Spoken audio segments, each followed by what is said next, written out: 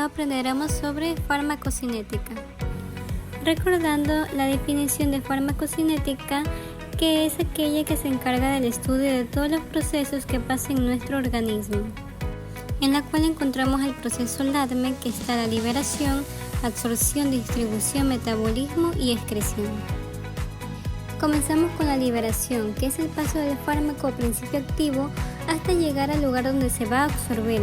Algo muy importante es que en la vía intravenosa no sufre la liberación ni la absorción, porque el fármaco es depositado directamente al torrente sanguíneo.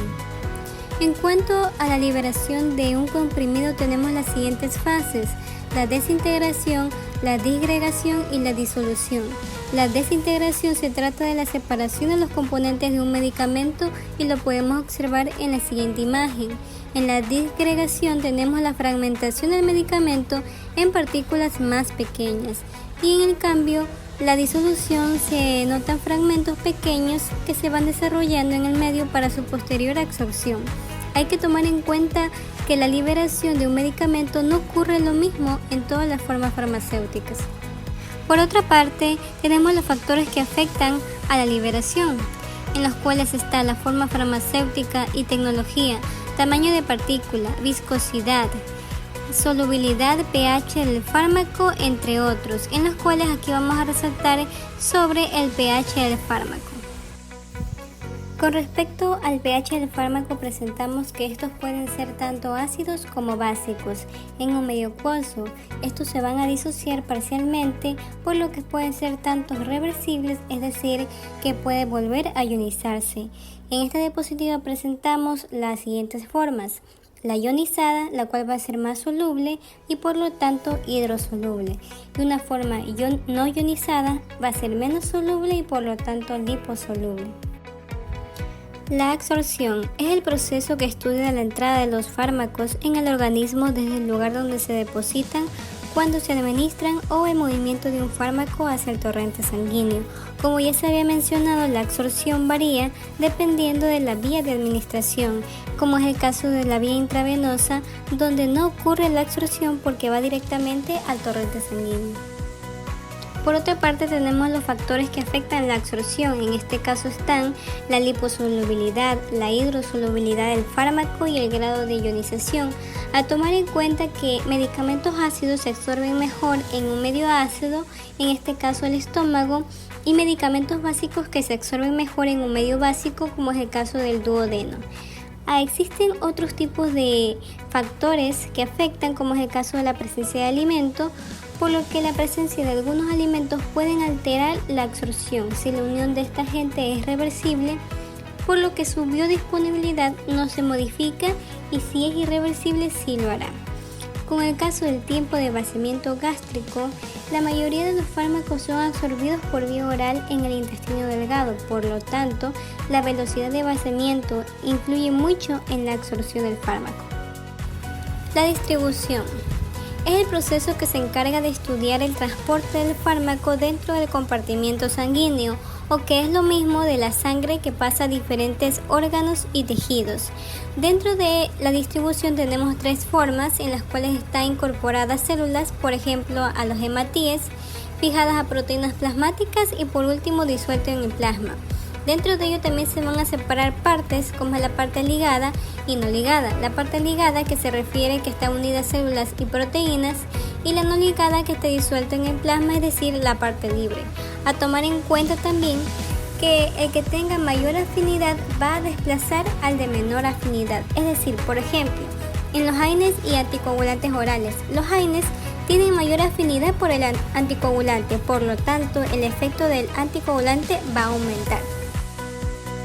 El metabolismo es el proceso mediante el cual los fármacos pueden ser eliminados del organismo. Deben ser transformados en compuestos más polares e hidrosolubles, facilitándose su eliminación por medio del riñón, bilis y pulmones.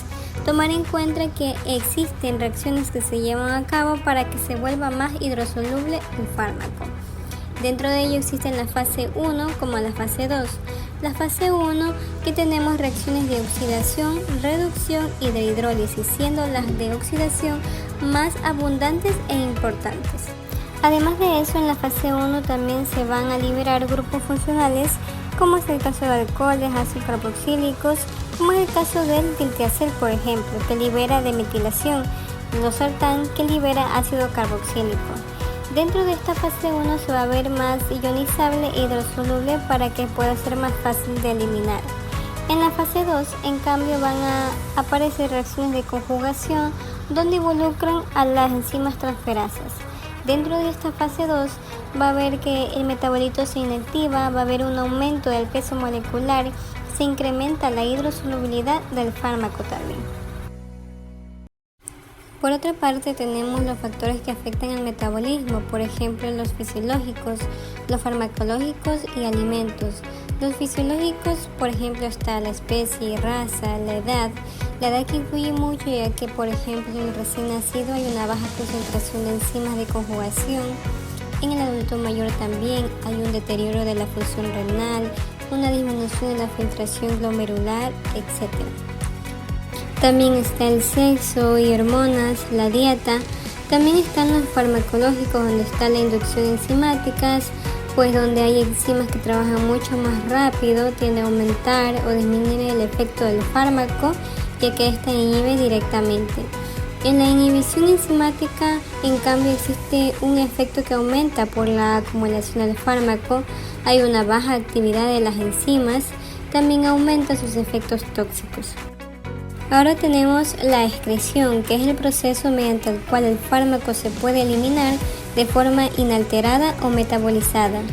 Es donde el fármaco se va a eliminar por medio de diferentes vías, como por ejemplo las lágrimas, el sudor, saliva, líquido seminal, leche materna, pero las más importantes son la hepatobiliar, la renal y la pulmonar, siendo la hepatobiliar donde se sufre el ciclo enterohepático por medio de la enzima la beta-glucuronidasa, y estos pueden reabsorberse. En la vía renal, la nefrona se compone de la cápsula de Bowman, engloba al glomérulo donde se filtra la sangre. El glomérulo tiene fenestraciones como el túbulo contorneado proximal, el asa de Henle, el túbulo contorneado distal, el conductor colector donde se va a formar la orina. En la parte del glomérulo, aquí se va a filtrar la sangre, puede pasar sustancias de desecho, por ejemplo aminoácidos, bicarbonato, entre otros. En la parte del túbulo contorneado proximal, aquí va a haber una reabsorción de agua, iones, bicarbonato, glucosa, lo que se pueda utilizar. En el caso del asa de Henle, tenemos una parte descendente, que es la que se va a reabsorber agua, y una parte ascendente, donde vamos a tener iones, es decir, se va a dar la concentración de la orina. La excreción de fármacos es el resultado de tres procesos: la filtración glomerular, que pasa a la orina todos los fármacos disueltos en el plasma que se encuentran en su forma libre; la secreción tubular, que puede llevarse a cabo de forma pasiva o mediante transporte activo; y por último la reabsorción tubular, donde los fármacos que hayan sido previamente filtrados o secretados en los túbulos renales pueden ser reabsorbidos, volviendo así a circulación sistémica. No te olvides de suscribirte a mi canal para seguir viendo más contenido.